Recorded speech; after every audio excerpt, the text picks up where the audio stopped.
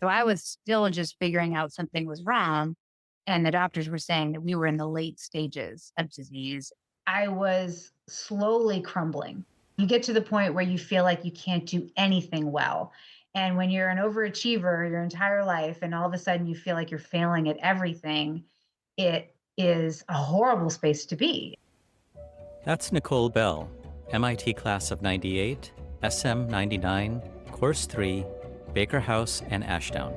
She found herself in a race against time to save her husband, her family, essentially everything dear to her.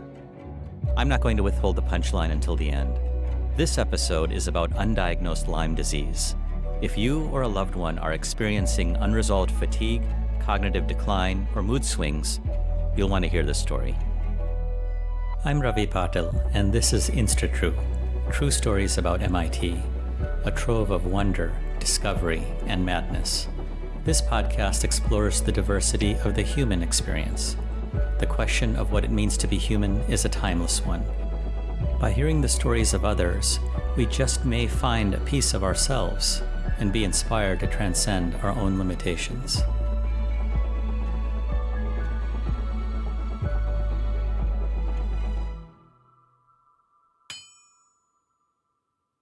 Can you describe what your husband, Russ, was like in his prime? Oh, he was an extremely intelligent and charming individual. He had a presence about him that was really captivating and could come up with these really quippy, witty comments that would catch you off guard and make you laugh. And the other thing that I really loved is that he could rate adapt enormously well. He could talk to an engineer who was really in the weeds. He could talk to a CEO about business strategy, or he could just talk to some random person we met at the gas station. He was also an engineer in computer science, but he played the guitar. And I think that combination of the left brain, right brain made him extremely creative. He had 28 patents. Okay, so how did you cross paths? We met working together. And in business, you could be extremely creative and come up with very unique solutions to challenges. He's 20 years older than I am. And so I never really expected that we would have a romantic relationship, but I just found him so intriguing and different that that relationship just happened. And he also enjoyed outdoor activities. He did. So he was extremely physically active. He liked hiking, mountain biking. When we met, he was living in New Hampshire. I was still living in Boston. On the weekends, if he was bored, he would just go up and go skiing. He was a hunter. We did a lot of sporting clays shooting, which I describe as golf with a shotgun. Keep in mind this answer as you hear the rest of the story. Let's set the stage for when Russ's symptoms first started appearing. Can you describe what was going on in your life, career, and family? Yeah, so it really was the start of a famine. And I think at the time I didn't necessarily think of them as symptoms, but in hindsight is 2020, right? So in retrospect, now I understand that they were symptoms. But I think the first signs were really mood swings. So he would have bouts of just not himself. He was depressed. He would have some anger issues. And these were things that he had suffered with growing up. And so I passed it off as, well, maybe we've been married for long and the veil is coming off, and or he's stressed because we had really young children at the time. And so maybe I misjudged his actual character because he had gone through a lot of therapy and he had worked through it. And we never had that in our relationship. But then it started reappearing. Of course, you tell yourself these stories about why they're happening. And then something strange happened, something that only made sense in hindsight. In the 2006, 2005 timeframe, he had a panic attack at work. And it was just very uncharacteristic and didn't make sense. We had him checked out by the cardiologist and his heart was racing and he was not feeling well. And they were like, no, it's just a panic attack, but tell us if it happens again. And it didn't. It was about the same time some of these other symptoms started. But really, it was more mood based and it progressively got worse. He started having depression. A decade of mood swings took a toll on Nicole's marriage. He would just be nasty, which he never really was to me before, to the point where I thought we were going to get divorced around 2015 timeframe. We never used to fight and we were fighting constantly. And we were both engineers, right? So our arguments were used to be constructive. And then all of a sudden I realized that one, they weren't constructive, but two, that his side of the argument really wasn't making sense anymore. I started putting the pieces together and I'm like, something's really not right here. And the mood issues also turn into cognitive issues. There were some weird situations going on in the house. Yes. So around 2016 was when I started realizing that it was more than just mood or depression. He started forgetting things. It was the schedule for the kids, what time to pick them up, what time to put them to bed if I was working and not home, or just things that I was like, wait a second, this is the same every day. Why is this going on? And I think one of the really memorable moments was I was at work and I got a phone from the house alarm company. And because the alarm was going off and Russ was home with the kids and it was blaring and he couldn't shut off the alarm. And of course, in his argumentative mindset, it was like, this alarm is screwed up and everything is just, it's not right. And we need to get the keypad replaced. And I would go home and everything seemed to be fine. I'm like, it works for me. What's going on? He had forgotten the alarm code. He had forgotten patterns of things that were happening in the house. And so you eventually decided to do a full court press on medical testing. Yeah. And that was a challenge when you tell somebody, hey, I think that there's something going on with your brain. That's not an easy discussion to have, particularly somebody who is naturally in this argumentative state. And the first time we went to the doctor, we went to an integrative physician because I believe in looking at the body as a system. And they ran a bunch of labs and everything was normal. And so she said, go to a neurologist if you think that he's having cognitive problems. And so we did. And I went to an all day diagnostician, somebody who you spend the whole day and then you come out with a diagnosis. And at this point, Russ was frustrated with me. And I knew I only had limited arrows in my quiver to get him to a diagnosis. So I was like, okay, let's do this all day thing the day before Thanksgiving. And they ran a series of cognitive tests. And I was shocked at how poorly he did. It starts off with very easy things like, what state do you live in? What year is it? Things that he would do relatively well. And then it progressed to patterns or memory. And some of the tests he would do reasonably well, and others he was colossally failing. At the time, my son was very young. I think he was in first or second grade, and he would have been able to do it. Right. And now my computer scientist was unable to do basic pattern matching exercise. Literally, my jaw was on the floor watching him. These observations spawned another round of testing and an utterly shocking result. They said it could be one of two things. It could be a stroke or it could be Alzheimer's. And I was like, that word, Alzheimer's disease, you're like, no, that's not possible. And so they sent us through a series of scans. His MRI came back normal. And then after that, they recommended a PET scan, which looks at the activity of your brain and that your metabolism of glucose. And that was when we got the diagnosis of Alzheimer's disease. And not only that it was Alzheimer's disease, but it was late stage Alzheimer's disease. So I was still just figuring out something was wrong. And the doctors were saying that we were in the late stages of disease. And how old was he at the time? He was 60. 60. Okay. Mm. So everything is showing normal every which way, but you get a diagnosis, late stage Alzheimer's. Yes. And of course, Alzheimer's early stage, you think some sort of genetic condition, which is obviously scary because we had two children together at this point. And so I got him tested for every known genetic condition that was out there. Nothing came back positive. He had no comorbidities, like diabetes is implicated, hypertension, all sorts of other things. He had nothing that would really link it to this level of cognitive decline. And so I was shocked. Again, I like to solve problems. There's always an answer. There's always something that's causing it. And we were just getting answer after answer that was just saying, nope, he's got Alzheimer's. Here's your prescription for Namenda or Aricept or some drug that might help him. The methodical search for root cause is a classic engineering skill. You were raised in Massachusetts. Was MIT always on your radar?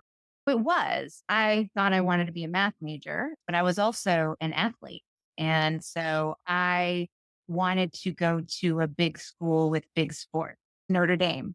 But my parents very much wanted me to go to MIT. And my dad worked for Draper Laboratory, which is right behind the institute. My parents, they're like, if you can get in, you would literally be an idiot if you decided not to go. But of course, I was 18, so I was an idiot. My executive functioning had not fully developed, and I still wanted to go to a big sports school. So my parents made me a deal that they said, go for a year. If you don't like it, you can transfer anywhere that you want. It's genius, actually, because it's back in my hands. I said, okay. And then, of course, I went and I loved it. I made friends and I never thought about transferring. What an interesting anecdote. Was there a straw that broke the camel's back moment when you decided to shift gears on root cause analysis?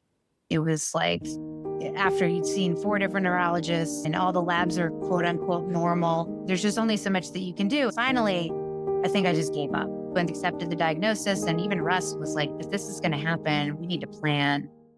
My brother Scott called, and it turned out that his wife at the time had her own health issues, which I won't go into in detail. But after a long journey, they had figured out that she had multiple tick-borne illnesses. And my brother's a doctor. And when he gets onto something, he'll go to the end of the earth to figure it out. It's funny how certain traits run in the family. She had Lyme disease, Babesia, and Bartonella, which are common co-infection. He had researched both Lyme and Bartonella have huge cognitive involvement. And he was like, I think this is what's going on with breast. And that first doctor that we went to back in 2016, I had him tested for Lyme disease because, as I had said earlier, Russ was always in the woods. I had pulled many ticks off of him, both in New England and in North Carolina. He had been living in New Jersey and Georgia and California, all sorts of different areas. And he tested negative. And Scott proceeded to talk to me about how insufficient the testing is. It's really inadequate. And as I've done more research, 40 to 50% of people can actually test negative because it's looking for antibodies. It's looking for immune system's response to the actual bacteria. Hold on, folks. You heard that right. Up to 50% of people can test negative for Lyme disease when they actually have it. We'll find out in just a bit how to overcome a misleading test result. But first, let's understand why standard testing has such low accuracy. Borrelia, which is the bacteria causing Lyme disease, has been evolving for millions of years, and it's very stealthy and it evades your immune system. And when you've been infected for a long time, your immune system is suppressed. And so you're not developing a robust antibody response. That's why you're chronically ill, because you're not developing a strong immune response. And so they're looking for antibody responses if you need to have 5 bands that are positive for IgG, which are the more established antibodies after you've had an infection for a while. And Russ only had 1 of the 5 bands. But then my brother convinced me to go back and do a different testing methodology where instead of testing for antibodies, you're testing for the bacteria itself. And instead of doing a bloodborne test, we actually did a urine-based test because Borrelia tends to congregate in the bladder. And you can look for the bacteria itself instead of the immune system's response. And sure enough, when we did that, he tested positive. And we also figured out later that he had 2 co-infections, which was Bartonella and Babesia. And he also had high levels of lead and mercury in his blood. So all of those things were leading to his dysfunction and some of his cognitive decline. Why isn't it standard practice to look for the bacteria rather than the antibodies? Because they are difficult to find. A lot of infections, they get into your body, they replicate really quickly, and then they're able to be detected by PCR or some sort of other kind of methodology.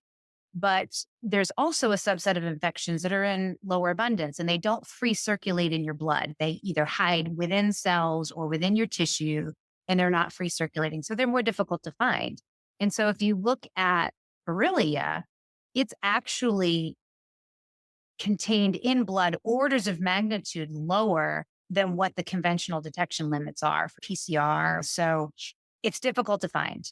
And so you need to have advanced techniques where you're looking at concentrating samples or looking at antigens that are put off by the bacteria rather than the bacteria itself, or some sort of methodology that increases the sensitivity of the PCR that you're going to do so that you can actually determine whether it's there or not.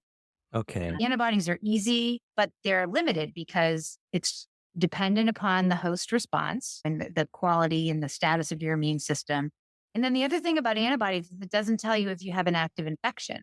So you can have an infection, it can be cleared, and you're still antibody positive. That's why we get vaccinated. You get a challenge, then you develop antibodies, and then it protects you against getting that infection again. Just because you have antibodies doesn't necessarily mean you have an active infection. So the whole methodology is flawed, and that's why If you look at the Infectious Disease Society of America, they say for infectious diseases, they recommend direct detection, not serology or antibody based detection. But because with these stealthy infections, it's very difficult to get that positive direct detection methodology. Serology is the next best thing. For the audience that's listening, suppose they suspect Lyme disease, but they get a negative test result. What would you recommend they do? The mainstream medical community will just order a Western blot, which is an antibody scan from a LabCorp request. And the accuracy of those is really poor. I would recommend that they go to a person who's skilled in Lyme to actually get a clinical diagnosis or to get an improved test. So a lot of people ask me a lot, where should I get tested? And I really like a company that's actually local in North Carolina called Galaxy Diagnostic. They do sample concentration methodologies for both Bartonella and Borrelia. They look in urine for Borrelia, which, as I said, that organism congregates in the bladder. And so not only do they focus on the right sample matrix, but they concentrate it. So if it's there, they're going to get a more likely to detect it. And then for Bartonella, which is another very stealthy infection, they will actually do multiple blood draws and then they culture it so that again, you're not just going to get it by just doing a standard PCR test. You need to do some sort of methodology that's going to increase the sensitivity. And I think their technology is best in class. Those are the types of tests that I would recommend. And then the other thing I would say to them is it's more than just Lyme disease. Ticks carry multiple types of bacteria, parasites, viruses. So you should really get screened for a panel of tick-borne illnesses to see what else you have, because you may be feeling sick, but it could be Ehrlichia. It could be anaplasma. It could be one of the other infections, which are on the rise in certain areas. After doing the deep dive with all of this testing, what was Russ's final diagnosis? It was at least three tick-borne infections that I know of. So it was Borrelia, Bartonella, and then yeah. And Bartonella is a little bit argued as to whether it's tick-borne or not, but it is a pathogen that is known to be transmitted by biting insects. He also had high levels of heavy metal toxicity, both lead and mercury. Mercury probably from eating a lot of fish, which we both loved, and then lead because he was a shotgunner, so he was exposed to a lot of lead, both through shooting and through reloading. And neither one of those is good for your brain. There's a lot of research that shows that it leads to toxins. Both Borrelia and Bartonella also lead to the formation of toxins within your brain. And that triggers your immune system to go haywire, which is when you start getting neurodegeneration. And so Alzheimer's was a consequence of all these issues. Yeah. Well, I really think of Alzheimer's as more of a symptom than it is a diagnosis. Your brain is fundamentally deconstructing neurons. Why? There could be lots of different reasons. And if you look at the literature out there, it could be metabolic. They sometimes call Alzheimer's diabetes type 3. It could be because you have hormonal deficiencies or toxins in your brain. And a lot of it can be caused by infection. They've linked oral viruses, they've linked other types of airborne pathogens to neurodegeneration. And so something is in there that's causing your immune system to get off balance, which is causing the systematic destruction of your brain. And then these Alzheimer's and dementia like symptoms. And so, again, it's a symptom. While Russ was struggling with his condition, he found solace in a stereotypical male pastime: power tools.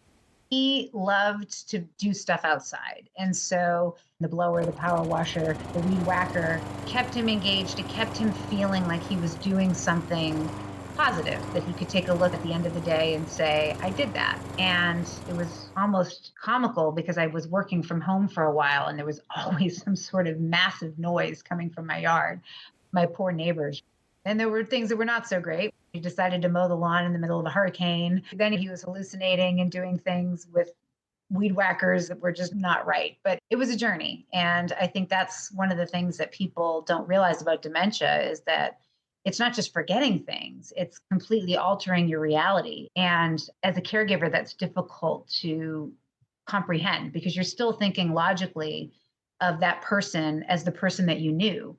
But really, they've become somebody who thinks and acts differently. When somebody's declining, it's difficult to let go of what you've seen of them. But those security blankets can be just a coping mechanism. Later, it became the guitar. As I mentioned, he liked to play, and that was a much more productive and peaceful coping mechanism. Let's transition to your journey. Your experience really conveys the plight of the caregiver having to juggle so many balls while literally making life and death decisions. Can you describe that process? At first, it was Russ just gradually stopped doing things and isolating himself. And so I would piece by piece take on more responsibilities at the house. And I was working full time and more responsibilities with the kids. And all of a sudden, I was just really stressed out all the time because I was doing, it felt like most of the work. And then you get a little bit bitter because you don't realize what's going on with your husband yet. And it was like, you're home all day. Why are you not doing this? And why can't you help with that? And so there was that part of the journey. And then after I realized he was sick, then it's okay, I still have to do all that. And now I have to really take over everything at the house, whereas he was still doing some activities. And then it got to the point where I didn't trust him to drive the kids anymore. So I had to make that takeover of all of the family functions official.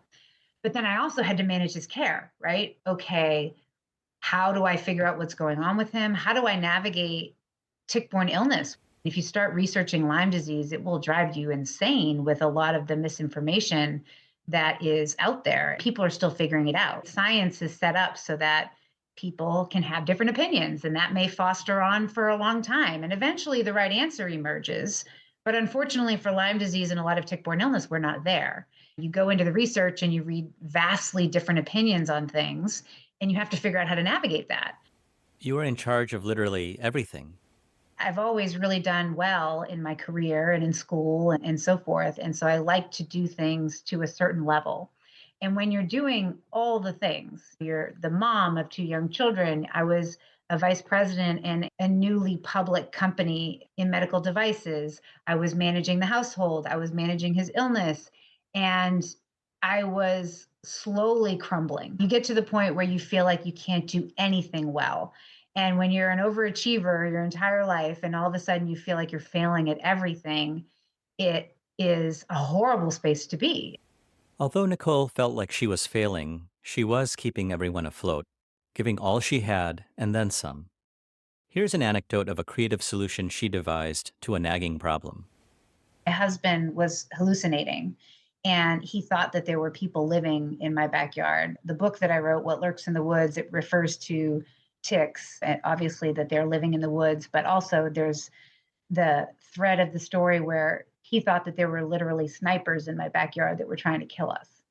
And so one day he was driving me crazy and I was arguing with him. And then I was like, what if I put in a security system in my backyard that would give him comfort? And he loved the idea. And I was going to put some cameras out there and I wire it to my phone. And then I'm like, wait a second, I really don't need to do this for real. We have a lot of deer in our backyard, and I don't want to be alerted at 3 o'clock in the morning that a deer walked through my backyard. So I ended up just buying motion activated lights, and I made a faux app on my phone with pictures and so forth. And anytime he would get nervous, I would say, hey, look, oh, look at the cameras, everything is normal. And it really gave him some confidence that we were safe.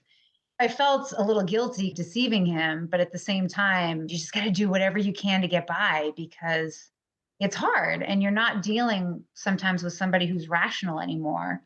Both Lyme and Burley and Bartonella also very commonly associated with massive levels of anxiety. And so you have to figure out how to deal with that.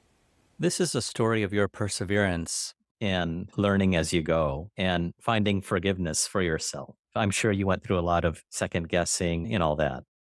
Oh, yes. There's a lot of anxiety and guilt that comes with caregiving that I think you have to learn how to handle one way or the other. But either it becomes a positive thing that you learn from or you use it to rip yourself apart.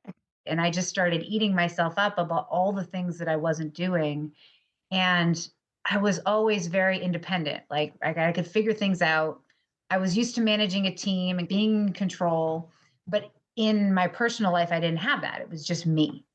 It was so critical of myself for failing at all these things. I realized I didn't actually fail at any of those things. What I failed on was not asking for help and not being more open and more vulnerable as part of the process. Reaching out and getting that support network in place is absolutely essential. And I just really was terrible at it. I had to get to the point where I broke in order to let people in. And I think that was my biggest failure through the whole process. What changes would you like to see in how healthcare is delivered? Oh my goodness. So many answers to those questions. I think fundamentally embracing root cause in medicine is a huge one. And there's so many challenges with that actually being implemented. The reality is medicine has developed as acute care. Our body crashes and we want an immediate answer. So we break a bone, we want a cast. We have an ear infection, we want an antibiotic. Acute care of infection has been fabulous. Now, as we've taken care of a lot of that low hanging fruit with the obvious answers, we're left behind with a lot of really complicated illness. The majority of America is afflicted with some sort of chronic disease. 60% of adults have at least one chronic condition. Going back to our discussion about Alzheimer's, why is your brain systematically destroying itself? And medicine is just really not good at that. You have a 15-minute appointment and no doctor can figure out a complex condition in that amount of time. So, medicine needs to change in terms of giving doctors more time to do detailed histories, to do extensive testing. Insurance companies need to pay for that testing so that they can get to the root answer. And then also, us as a consumer, you go in, you want your 15-minute appointment, you want your pill that's going to fix it. And that's just not the case. The answer to my problem might be more complicated. It may mean lifestyle changes. So it's not just the medical community, it's a societal issue in terms of how we accept healthcare, how we pay for healthcare, and then how we treat those interactions. And it's really quite broken at this point. What recommendations do you have for the audience? I think that it's really the one thing that I've taken away in my health journey and for my family now is really be in tune with your body. Don't ignore symptoms. And if you are feeling like you have some aches and pains or you're fatigued, your body's telling you that something's wrong. And so, yeah, you're overstressed. Maybe you need to slow down a little bit, or you're having some sort of aches and pains. Maybe you need to figure out what's causing that. I'm a real big fan of functional medicine or integrative medicine, which really focuses on that root cause. A lot of these signs and symptoms that we just rationalize away are things that we could uncover and address if we really dug in and worked with a doctor who would really take the time to figure out what's going on. And it's challenging because a lot of that's not covered by insurance, so it's self-pay, but to me it's worth it. I would much rather pay that in prevention and wellness to expand not my lifespan but my health span. One last question. What is your mission? My mission is to raise awareness about tick-borne illness and root cause of neurocognitive decline and dementia. I'd love for you to read our story and learn from it. I wrote a book called What Lurks in the Woods. So many people have connected with our story and they're learning about their own health journey and how to get better. And so I think awareness is the first piece. That's what I would like people to understand. And then my own personal mission is really to help fix diagnosis. I've been in medical devices for the last 15 plus years, and I've worked in diagnostics. And that's really the key linchpin. How do we do direct detection more effectively? If I have a test that tells me I don't have something, then you're never going to be properly treated or diagnosed. And then eventually the third piece is now what do I do for accurate treatment? Because that's also not quite there. So that's, I think, where tick-borne illness needs to go, and raising awareness and asking the right questions is really a key part of combating the issue. What you've heard are just a few snippets of Nicole's intense journey navigating chronic illness. I invite you to visit her website, NicoleDanielleBell.com, to dive deeper. There, you'll find info about her memoir entitled What Lurks in the Woods? Struggle and Hope in the Midst of Chronic Illness. It's a poignant, courageous, no-holds-barred account of her journey. You can contact Nicole through her website and find links to more info about Alzheimer's, Lyme disease, and other topics. As always, links can be found in the InstaTrue show notes. As I absorbed Nicole's story, I was moved by her poise and steadfast determination amidst uncertainty. Her lesson learned of asking for help is a powerful one that we can all incorporate. As Russ's condition further deteriorated, Nicole did reach out for help and placed him in an assisted living facility. Russell Bell passed away on January 14, 2022. Nicole Bell continues today in her tireless pursuit of raising awareness for tick-borne illnesses and improving diagnosis. Feel free to reach out to her or me if you have any questions. Choose happiness. See you next time.